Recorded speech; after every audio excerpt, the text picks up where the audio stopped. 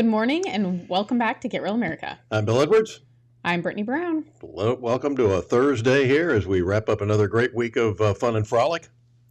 Yeah, it's been quite the week, hasn't it? It really has. And it's once again, you find out it's wonderful not only to be a Democrat, but especially to be a Biden. We'll be talking about that this morning. Sorry that Savannah Christian fell short in their quest for another state championship yesterday, but it was at a very convenient time, Brittany, 1:15 on a Wednesday, so all the fans could get there in Atlanta. Yeah, I think people were on buses at like 5 a.m. yesterday morning. Yeah. So a lot of fans did end up there, but definitely sad that they will be not moving forward. Yeah, boy, that's the truth. And we have an evangelistic Lutheran pastor who was here over the weekend. Of course, we'll have another exclusive for you because our news media doesn't cover the news. They cover up the news. And Shop with a Cop, we'll have highlights of that for you. Once again, I searched all the websites of the major nationally owned television stations here, and I didn't see any mention of Shop with a Cop. There was one little brief message on WSAV, which is on your side, as you know. Yes. So we'll have highlights for you of that as well. So lots more exclusives. That's another reason you need to be advertising with us and not with those other cretins that charge you tens of thousands of dollars per second. Yeah, so make sure to go to thelocalspin.com. That's thelocalspin.com and support us there. Ah, boy, it's good to be a Democrat, isn't it? Especially if your name is Hunter Biden. Sure is. Yesterday, here's the thing. I don't know. Well, I kind of understand why they wanted to do closed door hearings. And part of it is because of the nature of dealings that he is involved with. Lots of prostitutes, lots of hookers. Yesterday, I saw the Babylon Bee. They're always the best. It said Mitch McConnell dresses up as prostitute to lure Hunter Biden into the chamber. So it was really funny. Hunter Biden, definitely not the epitome of innocence for sure, but he made sure he was there on the Capitol steps yesterday to give a statement. Yeah, and he went to the wrong chamber, by the way, too. He's supposed to go to the Congress. He went to the Senate. And then he pulled these shenanigans about how those wascally Republicans are besmirching him for his recovery of his drug addiction. There's no recovery of his drug addiction. Did we just find cocaine in the White House? Exactly where did that come from? They don't know who that is, Bill. Yeah, Come I know. on. Come on. Please. All right. But this is how some of it looked. For 6 years, MAGA Republicans, including members of the House committees who are in a closed-door session right now, have impugned my character, invaded my privacy, attacked my wife, my children, my family, and my friends. They have ridiculed my struggle with addiction, they have belittled my recovery, and they have tried to dehumanize me, all to embarrass and damage my father, who has devoted his entire public life to service. Serving his wallet. Yes. Yeah. His own interests. Yeah, and he had to read that, by the way. Yeah, he had a hard time saying devoted. Did you catch that? I wonder who wrote that for him. Yeah.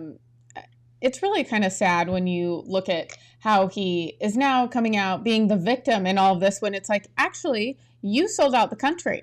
You've been selling out the country for a very long time for a lot of money, paying for your prostitutes, your drugs, your hookers, and we're just supposed to be okay with it. We're supposed to feel bad for you. I'm sorry, I don't feel bad for you. Once again, the Democrats circling the wagons. We had Jimmy Raskin, who's a pirate, by the way. I never noticed that. But Jamie was out saying that they wanted this closed door session so they could get out just the little snippets that they wanted to. Excuse me, you didn't seem to have any problem with that when you were doing it against Donald Trump. That's for sure. I think that there's a reason that he wants it to be an open session, and I think it's because he wants to get his little sound bites in as well. Of course. But I do think that there's a lot of sensitive information, especially when you realize he was influence peddling all of these foreign countries to have influence in the United States. So there's probably a lot of sensitive information in there, Bill, I would assume. And do you realize we're still arresting people for January 6th? Yeah, I did realize that. Yeah. Although Vivek, he was on CNN yesterday doing a town hall, and he mentioned January 6th. He also mentioned the plot to kidnap Gretchen Whitmer and how the government was highly involved in that and what they did to these men that really didn't have a lot of resources. But as soon as you start throwing money at them, they're convincing them to do things they would never do in their life. So, man. And Mary McCann Hyber said, "What about the laptop from hell?" Yeah. Well, that's the thing. So Garrett Ziegler was here last week. Those of you that don't know who he is, he has a 501c3 that is called Marco Polo. He does a lot of research, probably one of the best reports coming from this group regarding the laptop from hell or Hunter Biden's laptop. You can actually see it for free online, or you can order one of those books, but goes through every detail, including it has pictures of the bus tickets or train tickets that he had for the prostitutes he was bringing in, but a lot of business dealings and fraud in there as well. Yeah. Imagine that. Yeah, for real. Ah, boy, once again, good to be a Democrat. Well, and Bill, this is really sad to say, but I'm like, we were talking about this in 2020. It kind of is unfortunate how long this has taken. I mean, we're in 2023 on the eve of more elections. We have the election cycle starting in January, and it's going to be a pretty wild one. But I do think that this plays into some of the things we will see coming in 2024. And I think that Hunter Biden will always be a victim. Yeah, and 2024 is less than 3 weeks away. So we have to start loading up the weapons and getting them warmed up and ready to go. Well, and start thinking critically. Do your own research. There is so much stuff going on that the news is peddling that is not true. And I think that people need to learn to think critically for yourself. Don't just believe what people tell you. Listen for the way that they actually word the stories, what they cover, what they don't. We're trying to point out to you what they're not covering, and it's sad. It really is sad that we don't have a real news media in this country. When we had the Savannah's own Stephen Friend, FBI whistleblower, that should have been the lead story on every television station on the front page of the Savannah Morning News, which, as you know, gives you yesterday's news tomorrow. Should have been that focus, but nobody was there but us. Well, and have you heard from any of those news stations as to why they didn't cover the story? No, not yet. I've asked the news directors if they'd like to come on camera and explain why they missed one of the biggest stories of the year. And so far, they've been as silent as the Sphinx. So all these investigative reports and everything that they are so anxious to go after, apparently when it turns on them, not so much. Yeah, and Lizzie Warren's with us this morning. She said mainstream media lies by commission and omission. Exactly. But that the power to ignore is one of their greatest powers. Well, I think that's the thing. Like, if I'm being honest, I'm really sick of hearing about the Hunter Biden laptop because it's old news in my mind. But I realize that a lot of people haven't heard all of the details. They don't know what he did. They also don't understand the inner workings of all of the people that were involved, including Joe Biden's brother and others that helped with this influence peddling. And also, they basically sold out the country. That's exactly what they're doing. They are a member of a fifth column that is trying to destroy America. And when Donald Trump started calling them out and said that they were a danger to America, they were talking about, they screamed and hollered like stuck pigs, saying that, oh, see how dangerous this guy is? He's trying to destroy the free press in this country. No, he's trying to get a free press in this country, an unbiased free press in this country. I know you can't be 100% unbiased. In many cases, we're all human beings. We have be opinions. Honest about it. Exactly. Well, they're not. They're actually not trying to candy coat it anymore. You can see it. Once upon a time they said, well, we may be, liberal left-wing loons and communists, but we know we can cover a story straight down the middle. When it comes to our job, we can do that. No, you can't. No, definitely not. We have seen it. As soon as that laptop was revealed, what did we hear from the press? It wasn't real. It was Russian disinformation. Russian disinformation. And then they go to the guys who were probably paid by the Russians, for example, who was the old jail face, the CIA director, who became a Comer? peace-loving Muslim. Comey? No, No. the CIA. John Brennan. Oh, Yeah, John Brennan. there's who, so many of them these days. I can't keep track. Yeah, who actually voted for the guy, the American Communist Party candidate for president. He was the CIA director. You can't make this stuff up. Well, the other thing that is getting really old is the executive orders coming from this administration. The fact that they keep trying to bypass Congress to do things. One of those things was student loans. I think that is a disaster. We're not fixing it. We're not fixing the student loan issue, but we're going to hand out money to everyone. I don't think so. One of the tricky things that they did as well is that paying off their debt is not taxable up through 2025. So they will not have to pay taxes on the debt that was paid off, which typically you would have to pay, which would upset some people. But they created a loophole for that till 2025, which is always exciting when they do stuff like that. And Mary McCann Hybrider says they literally sold out our country. Yeah. They did. So a Florida congressman was on Fox and Friends first on Sunday morning, Fox and Friends weekend on Sunday morning, and explaining how he wasn't going to let this happen, at least hopefully. State Department bypasses Congress to approve the sale. And tensions are growing in that region for American forces. 2 more U.S. bases in Syria attacked by Iranian-backed militias yesterday. That's 87 attacks since October 17th, as the Houthi rebels continue to target all ships heading to Israel as well. America's commitment to Israel highlighted as the State Department bypasses Congress to approve the sale of more ammo. GOP Congressman and Iraq war veteran Corey Mills sits on the House Armed Services Committee and Foreign Affairs Committee, and he joins us now.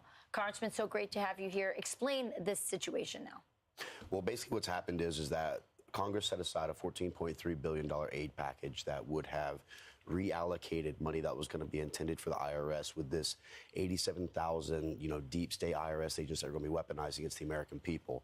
The Senate basically said that we're not going to take that bill up. Biden has said that he's going to veto it, and now they're bypassing congressional authorities, bypassing the constitutional right of the Article 1, Section 8, Clause 11, or even the 73 war powers, and they're trying to utilize the AUMFs as an emergency situation that they can just go ahead and drain 14,000 120-millimeter tank rounds out to send across roughly $106 million worth of tank rounds, but completely ignoring the elected officials that are in Congress with our roles and responsibilities. So the bill hasn't been passed yet, which would allocate those resources. And the White House is basically saying, we don't care about you, Congress. We're sending that aid under emergency powers. Well, but think about why the package hasn't been approved, because you have the 2, Democrats in the Senate, Chuck Schumer and Mitch McConnell, who refuse to actually approve this, who won't actually take it up to the president's desk. And they're trying to basically cram in this multi-aid package because they want to send more money to Ukraine. You've got Joe Biden, who wants about $106 billion more money going to Ukraine. We have demanded everything from Warren Davidson's bill, which is define the mission act, so that we actually understand what is the military strategic objective. Got shot down. No one wanted to approve it. We've asked exactly how the money was allocated for a 100% audit on it. Have never received it. I can tell you now, I will not vote for my constituents, not one single penny, to be allocated to Ukraine when we know the corruption that's going on and we have zero understanding of the oversight. Are they laundering money? I think it's very possible. I think it's we can't take anything off the table of possibilities. I mean, when you got that much money and you can't define exactly how it's being utilized, that's a real problem for me. But the circumvention of Congress, that just goes to show you how desperate the Biden administration is, but also the fact that they will not uphold the Constitution in any way. I mean, look, not that surprising from a guy who said that Constitution is not absolute. I mean, that was his exact comments. You're talking about these bills and whether or not we're going to be able to bring. We've had, by the way, the speaker on the program just last week and talking about whether or not they're going to bring these bills one at a time, whether or not that's extending aid to Israel, whether or not that's our border, versus the fight to tie everything together. Well, we know now there's something like 30 people from the FBI's terror watch list have been arrested trying to cross our southern border. That's this fiscal year, which started October 1st. So 30 since October 1st. Yeah. Congressman, something's got to be done, and I don't understand why this isn't bipartisan. Well, look, you're from the state of Texas. You know all too well that our borders are completely open. instead of impeaching or trying to oust someone like George Santos, we should have been impeaching Mayorkas for a failure in doing his job. We are more concerned with fighting each other than we are actually fighting the ones who need to be held accountable. Just last week, we had 12,000 illegals cross in a single day.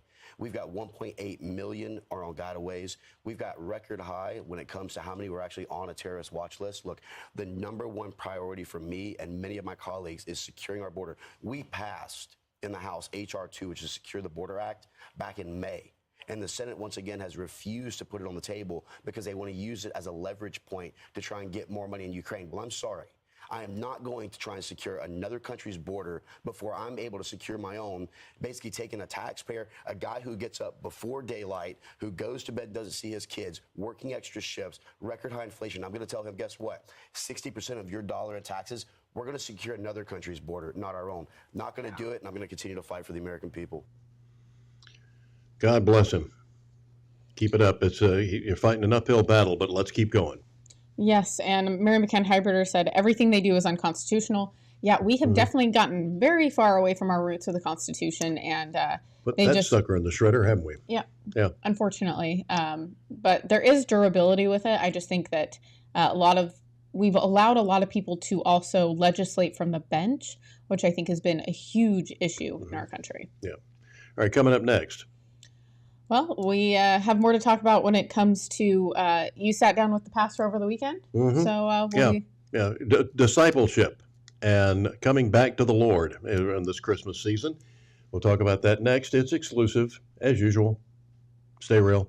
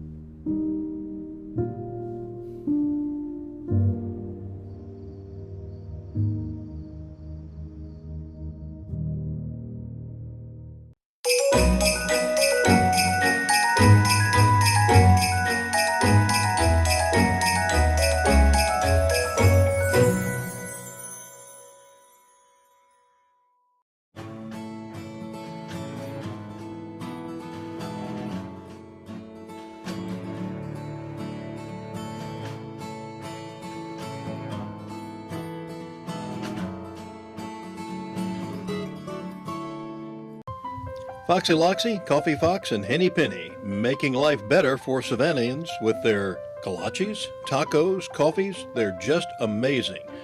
Buy local and keep the torch lit.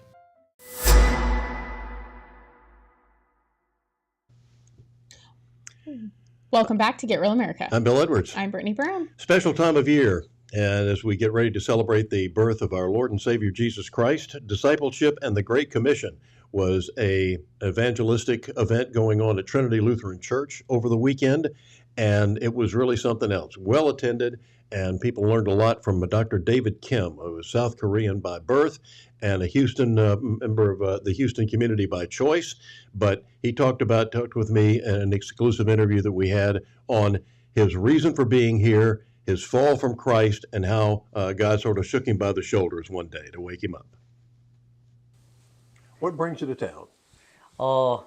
I just came to train at one congregation here in Savannah, Trinity Lutheran Church, and also to guest preach at their two services. Mm-hmm. what is the message that you like to bring when you come to a church like this?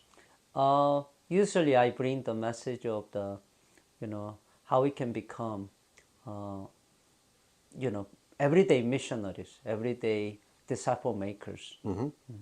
What brought you to Christ? I think I was totally lost apart from Jesus, and I think God saved me when I was totally lost in sins and in all worldly things away from God. But in my loneliness, in my depression, but God saved me. So that's what. What were the circumstances? When did you? Sometimes they say you have to hit bottom before you can come Yeah, back. yeah. Actually, what happened is when I was 12 years old, my daddy passed away. And ever since our family situation, economic situation, and my school age, like, middle schooler and high schooler age, I really going through very tough situation. And there is where I denied my Christian faith and I hated all the Christianity, whatever, Christians were sharing with me because I was so upset and with God until God really and still uh, demonstrated His love and how He was loving with me, even though at the moment I couldn't understand how does that work, with loving God, but Yeah. my own daddy passing away. But later on, I understood, and and from eternity perspective, then my heart was healed, and from anger and from disappointment and from all the discouragement. And ever since I could be able to see that God is really loving God, and just something happened to me does not mean that He's not really caring and loving and compassionate God. And I learned that, and so my relationship came back with Him and through Jesus Christ. And ever since I'm most happier person serving the Lord. That was not my plan, but God called me to serve Him. So I'm so happy to serve the Lord. Now, in your part, you came from where? From Houston, Texas. And originally you were born. Originally from South Korea.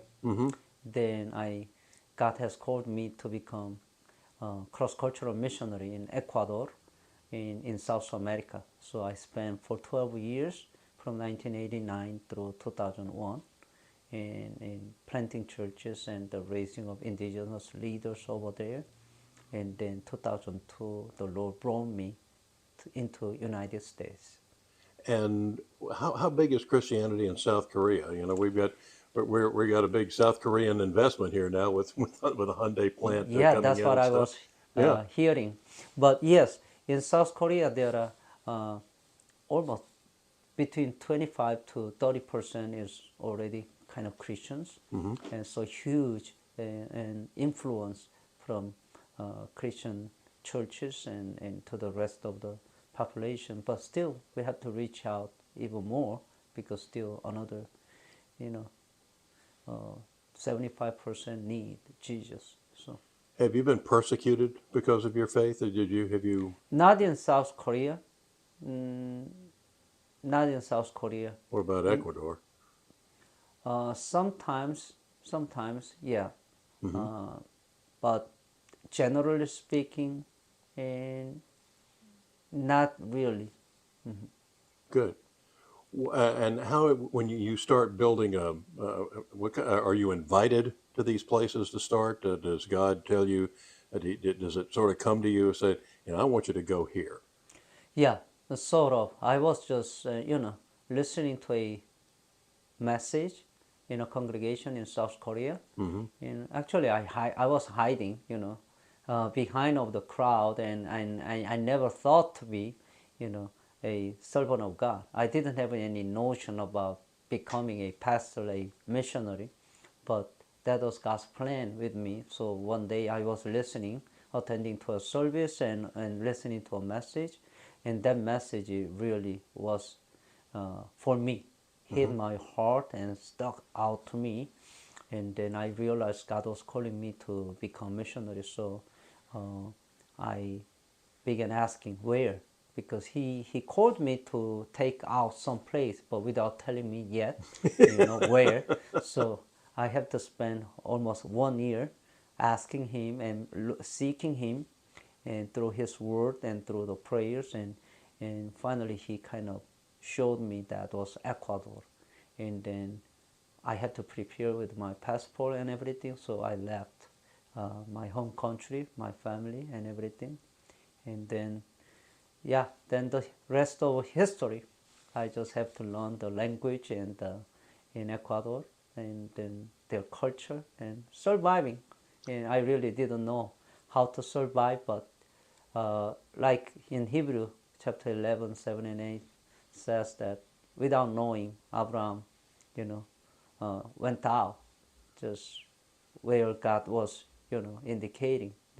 So I didn't know about the details, but I knew that God has called me. I just have to obey one step at a time, one day at a time.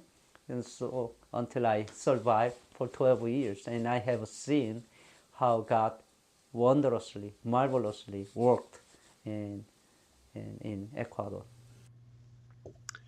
So that's just part of the interview that we did with Dr. Kim, and we'll have it on our website, and you can share it with your friends as well. We'll have more of that coming up next week. But Pastor Jeff Webb of Trinity Lutheran Church, pastor, was asked. I asked him, what was it like having Dr. Kim here at an event like this, especially in the Christmas season? It's been like to have Pastor Kim here this weekend. Oh, it's been great. Vibrant message this morning in our two worship services about faith and about the paralytic that went into the house, that they had to cut the hole through the roof into the house, and the faith of those four people who had the faith to bring that paralytic up into the roof and cut the hole in the roof and bring him down to Jesus so that Jesus could heal him and forgive him of his sins. Yesterday, he spent 4 hours teaching us how to be disciple makers. And we had over 100 people here for that, of our own membership. And then we had a pastor from congregation in Statesboro and a few people that came up here from Brunswick, from a mission congregation down there, to come and to listen to him. What was the general reaction? It was great, fantastic. Everybody loved it, got a lot out of it. He met yesterday afternoon with our Hearts of Compassion ministry, which is to the homeless and the underprivileged. And then this afternoon he met with our evangelism ministry, and well received, and everybody learned an awful lot from Pastor Kim and his experiences.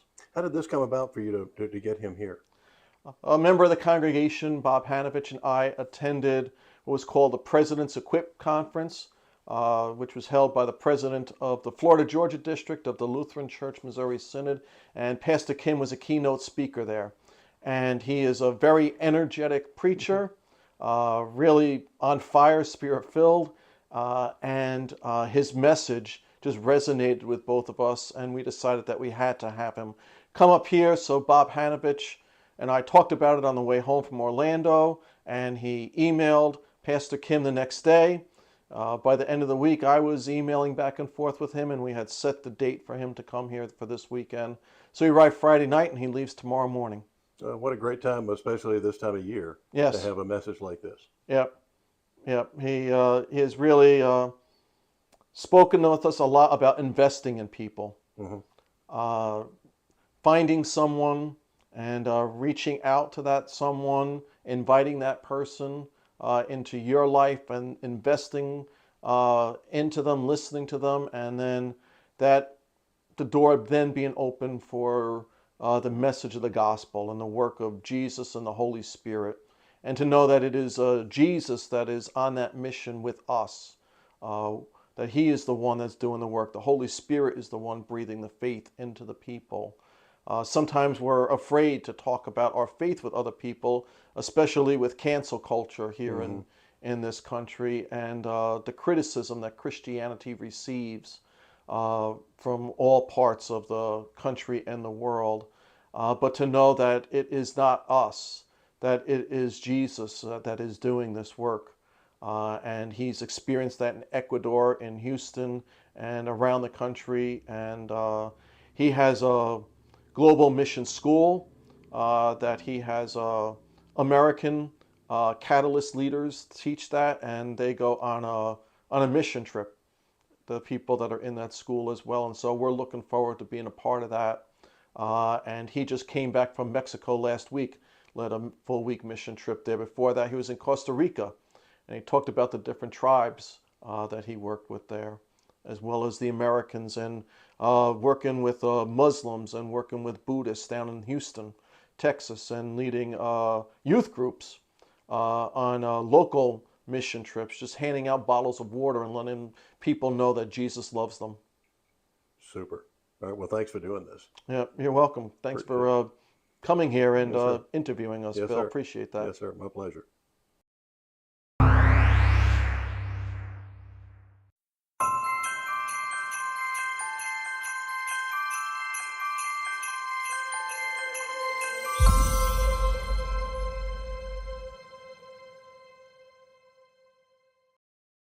Serving the Savannah area with the power of the Shield since 1934, with personal insurance, employee benefits, and business insurance, with integrity, security, and trust.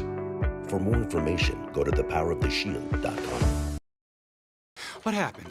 Well, when you opened up the Chewy box, you went a bit bonkers. That's one word for it.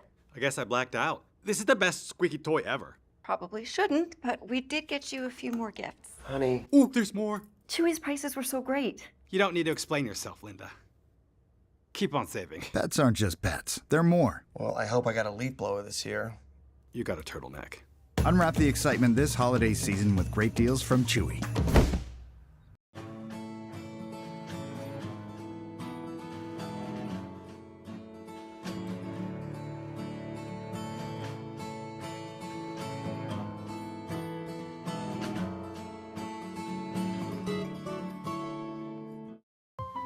Foxy Loxy, Coffee Fox, and Henny Penny, making life better for Savannahans with their kolaches, tacos, coffees. They're just amazing. Buy local and keep the torch lit.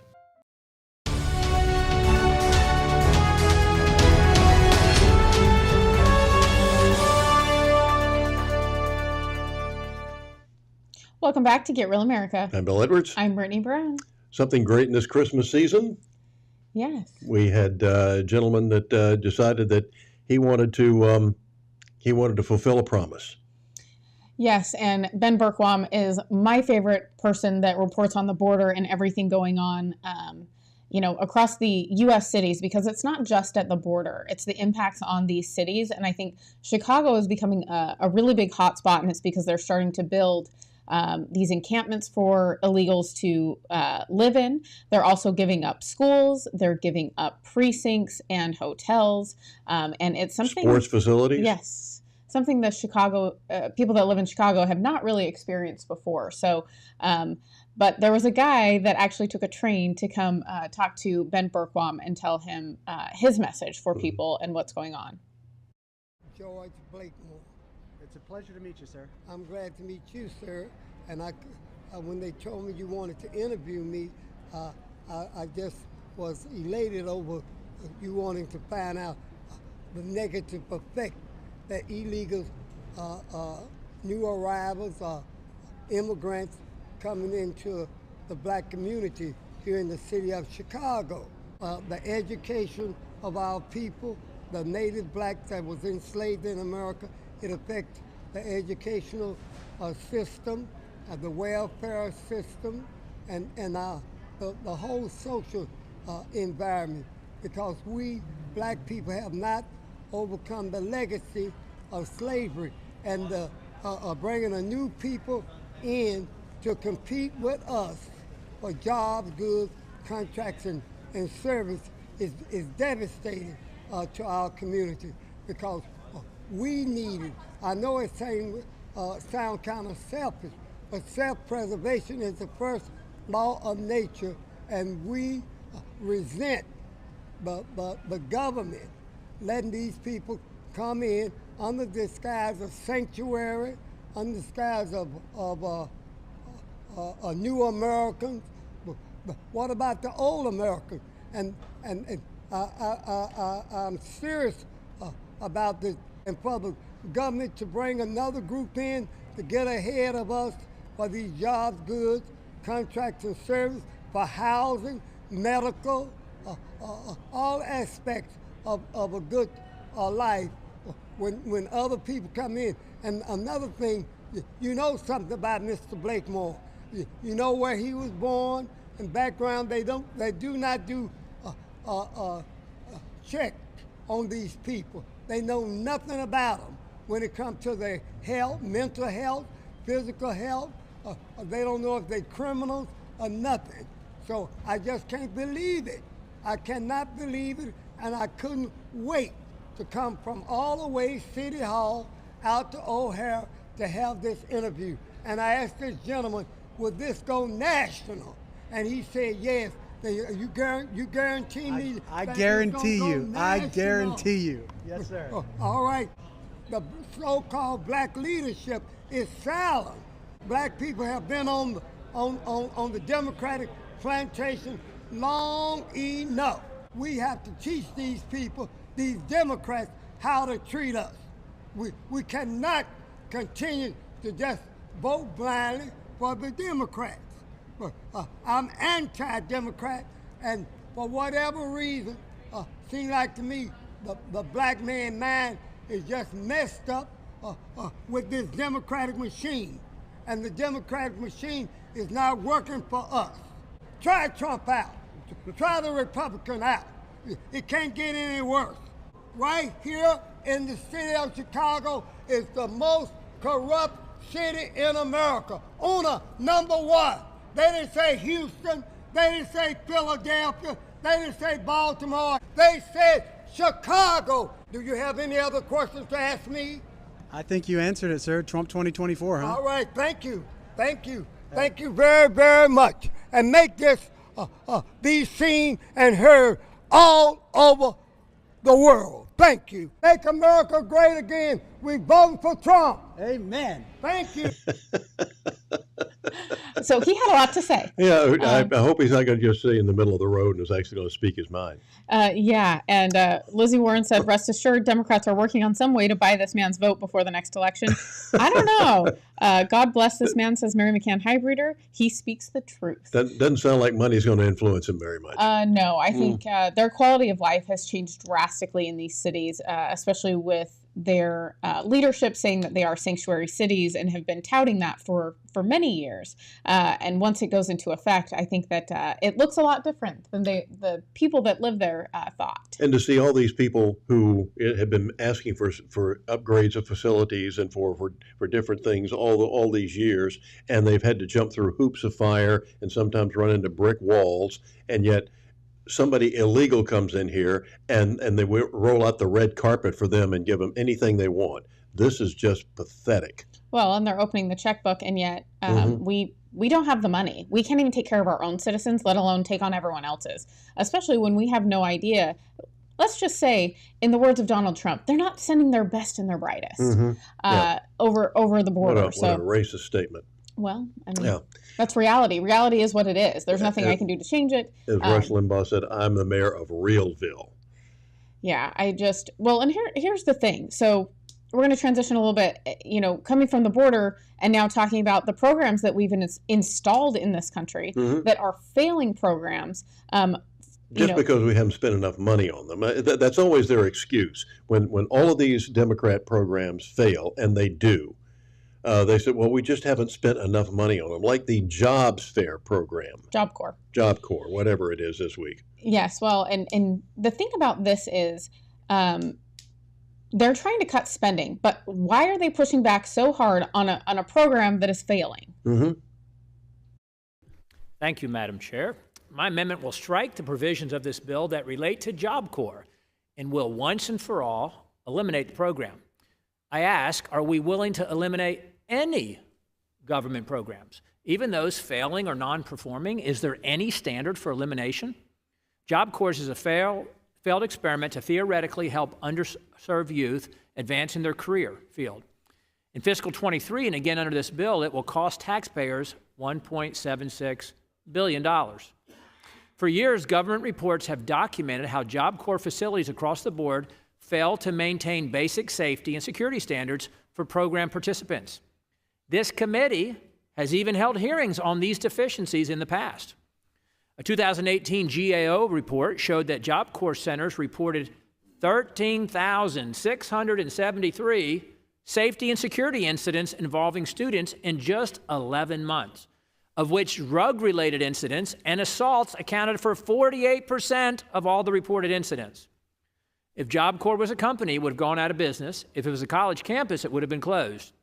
The Trump administration's Department of Labor implemented the recommendations from one 2018 GAO report, including the development of a comprehensive plan for Job Corps safety and security. Yet this past August, GAO issued yet another report titled, Department of Labor could improve Job Corps safety and security procedures and assess hiring flexibilities for drug intervention specialists. This time, the report focused on the problem of drugs on campus. Second chances for Job Corps have simply run out. When asked to account for their success before the Department of Labor's Inspector General, the Job Corps contractors could not demonstrate that they had assisted participants in finding jobs for 94% of the placements in the sample report. We can't continue pumping money into a program with a 6% success rate. Participants either found jobs through their own efforts or without clearly documented Job Corps assistance. Again, can we not eliminate any unjustified or unperforming government programs? Ronald Reagan famously said there's nothing more permanent than a temporary so-called government program. This committee needs to admit that Job Corps does not effectively fulfill its mandate as it fails to measurably help young people achieve greater career success, certainly not to justify borrowing nearly $2 billion on an annual basis to fund it. It's past time we pretend that Job Corps is an effective solution to help Americans find employment. I hope my colleagues agree and support this amendment, and I yield back. That should be a no-brainer to get rid of this program. Absolutely. $2 billion. What would you get, what kind of grade would you get if you only got 6% of your answers right on the test? That would be an F. I think that would. I think it'd be an F minus. Well, I don't think that you'd be passing any sort of, you would not be getting a certificate of any kind, that's for sure. Yeah. If a doctor walked into the operating room and was about to perform surgery on you and say, he only passed 6% of his surgical studies in college and medical school, what do you think you'd do? Leave immediately. Yeah. Tell the anesthetist, hey, easy on the sodium pentothal, I'm out of here. Yeah. Well, and Bill, I think that this this just frames the big issue of they will not reduce any sort of spending because there is some benefit to someone getting a kickback or something from these programs, because it makes no sense why we would keep something that only has a 6% success rate and also has such a huge abuse of drugs within that program. Why do we need a Job Corps and a job, whatever this thing is, in the first place? Isn't that supposed to be public education? Which is also failing. So. Aren't you supposed to learn this stuff in school?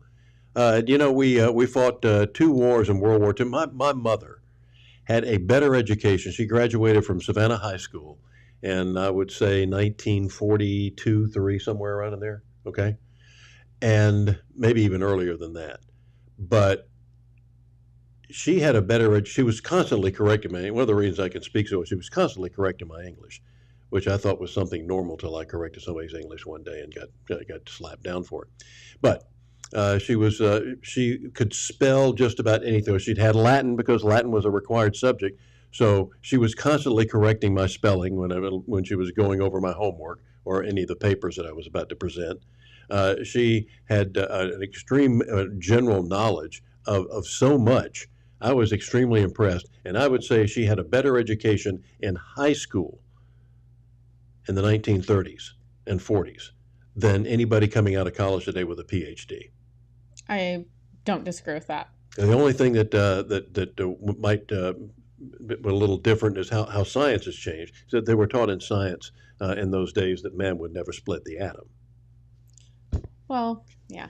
Well, they're also teaching that you can be a woman if you're a man. So, Yeah, I mean, well, yeah. There's not a lot. There's a little difference in the scientific theory there, yeah. Yeah. It's been real interesting lately. Yeah, exactly.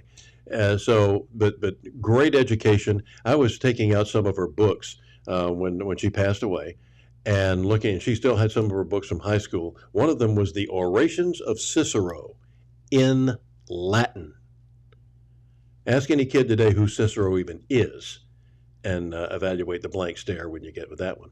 Yeah, and Lizzie Warren says 6% is the success rate for too many of our public schools, sadly. Yeah. And Mike Talmadge is with us Good this point. morning, and he says, you mean she had parenting responsibilities?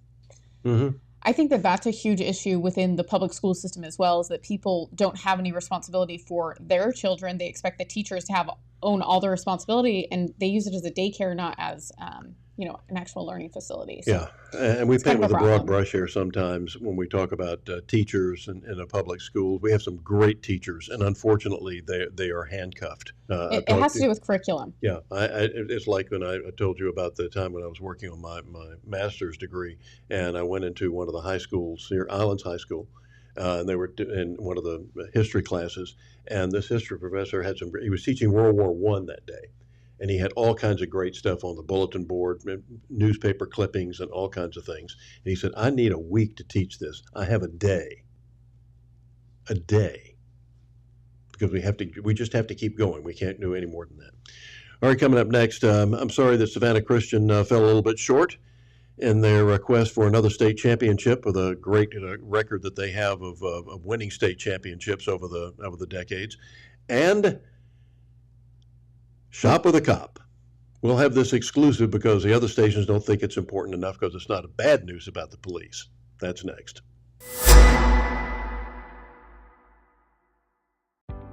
When you're looking to buy a business or sell a business, the experts at Best Business Brokers have you covered. Whether you're ready to cash in on your years of hard work or you're taking that first step in buying a business of your own, they're here to guide you through the process and make sure you get the best outcome possible.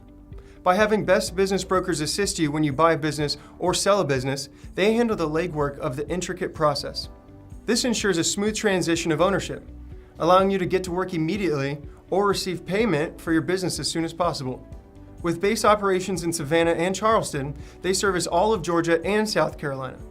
If you're considering starting a business here, the mild winters and 5-tiered economic areas make these the perfect places to do so. If you're ready to buy a business or sell a business, then you're ready to contact Best Business Brokers. Visit their website at b3brokers.com or call at 912-349-0940.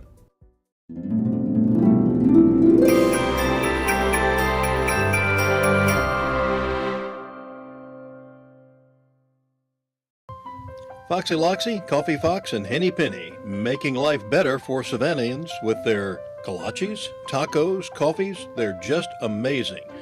Buy local and keep the torch lit.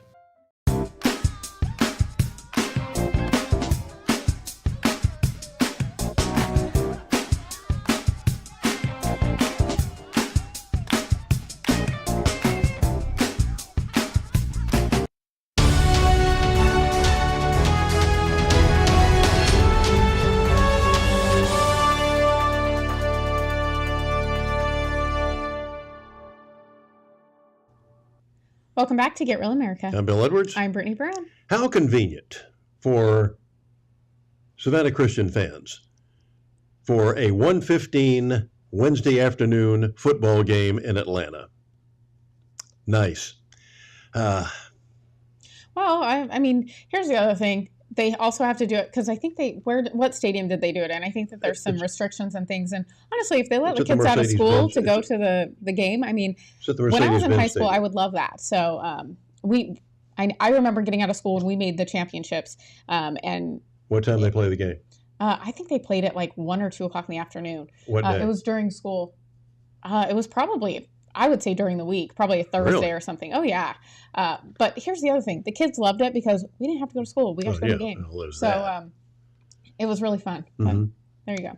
I think they still had school yesterday, but I'm not sure. But nevertheless, Savannah Christian didn't quite make it up there at Mercedes-Benz Stadium. Here's how it looked. Oh, I thought this was a package.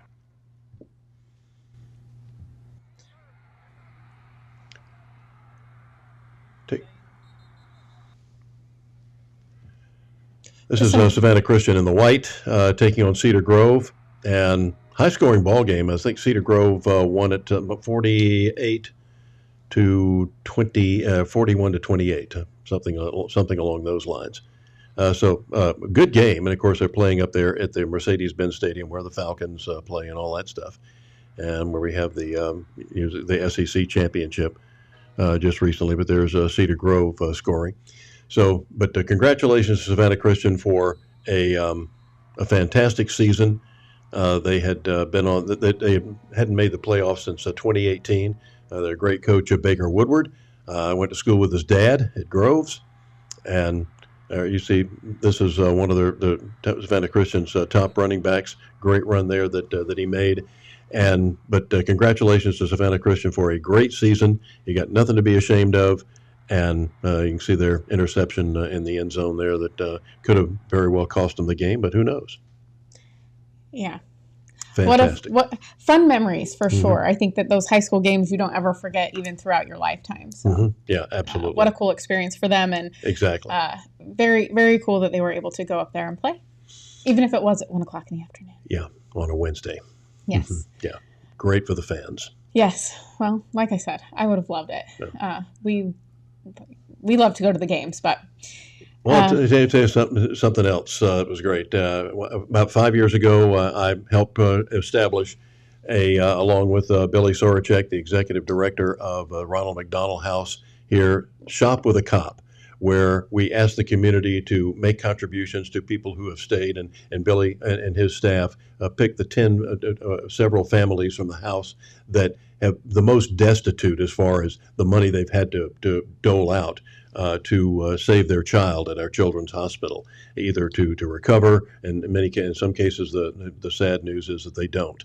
But the fact that they have spent all this money, and at Christmas time they don't have any money for their other kids if they have siblings, and they don't have enough money even sometimes for themselves. And Shop with a Cop has been enormously successful, thanks to Scott Rifen, a good buddy who's a talk show host down in New Brunswick now. They simulcast his show here on WTKS, where I was broadcasting. And they have he's kept the torch lit.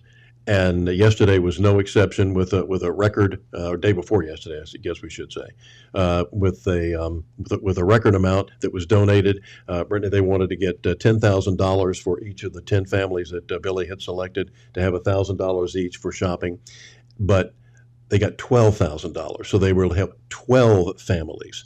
And here's a little how it looked and how it went. Scott from the Garden City Police Department. I understand that you're kind of a rookie at this. This is your first year? This is my first year, yes, sir. It's a really good opportunity for the police to come out and help out. A lot of good community oriented, and we get to come together as a community. So it's a really great opportunity. All right, must be fun walking around with these kids and giving them a positive outlook on what the police are. Yes, it most definitely is. Like I said, our chief, he's big on community service, and there is. I challenge a lot of the other departments in the area to do the same. All right. Well, Merry Christmas. Same to you, sir. Merry Christmas. You. Appreciate it. Thank you for your service, too. Yes, sir. Thank you. After all these weeks of talking about it and asking for funds, it's finally come to fruition, and wow, what a day. And after all the weeks of sweating and hoping that people will show up for this thing, I got a couple of panicked phone calls a couple of days into it. You know, are we doing enough? Is it going to make it? Are they going to? And we not only did what we wanted to do, we exceeded it, and that's what's amazing. We were going to try to serve 10 families. We're going to serve 12. That's amazing. And it looks like the Lord's blessed us with a nice day to shop, too. Gorgeous day. Nice, cool, cloudless. Couldn't ask for better. Yeah. This is something that it's so heartwarming when you consider, you know, with finances being what they are these days and everything else, that people come forward with this kind of money. With inflation being what it is, yeah. People's how their dollars just don't go where they used to go. Mm-hmm. We saw a report. We had a report the other day. It was, I think, the average Georgian has to have like $11,000 more to maintain the same lifestyle they had 5 years ago. And yet, people have just been pouring forth with donations for this, and it's been amazing. Yeah, what's been the most fun for you? And I mean, you have to love being able to be part of a police caravan, right? Lights and sirens are going, and you don't have to stop for stoplights or traffic signs or anything else. But you know what else? Just seeing the smiles. The smiles are the best. A lot of these families, they're not going to have Christmas otherwise. Yeah. And then all of a sudden, these smiles, and they're just amazing. And it looks like the cops have as much fun or more than the kids. Well, the cops are half the smiles, Yeah, right? Yeah. Well, thanks for coming up from down south to help out with us. Absolutely, I'm glad to be here. Keep it up. Big day's here, and my word, what a big surprise. I mean, I'm at a loss for words, and that's something I can say that doesn't happen to me very much. I mean, 12 families, $1,000 each. I've got moms crying. I got dads overwhelmed and happy. You know, these are people that just a day ago probably thought they weren't going to have Christmas. And now, because of this amazing philanthropic community, they're probably going to have their best one ever. And after what they've been through over the last year, that's pretty special. Yeah, and of course we always say the cops have as much fun as the kids do, but I see a lot of new faces. I mean, not only new faces, but they find out that there was, they're the ones that won the, however they picked, because more officers wanted to come. Tybee, we got four officers here, and they had 10 that wanted to be a part of this because it's so special. And how do you not feel good, especially, I mean, every time we hear some story about an officer, they're trying to spin it negatively, and yet no one sees this part. Nobody talks about this part. I mean, you look at one of the teams, and I think it was Rinkin. They pooled their own money and made a donation of $500 that came out of their pockets. And we know that officers aren't, paid like they should be. So I mean.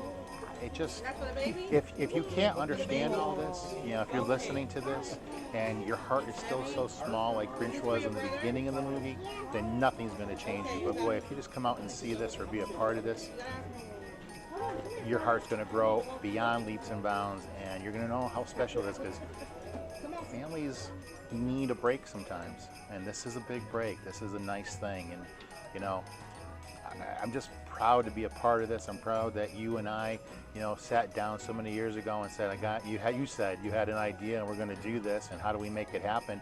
And not only have we made it happen every year, but you made sure it was the Ronald McDonald House, and I can't thank you enough.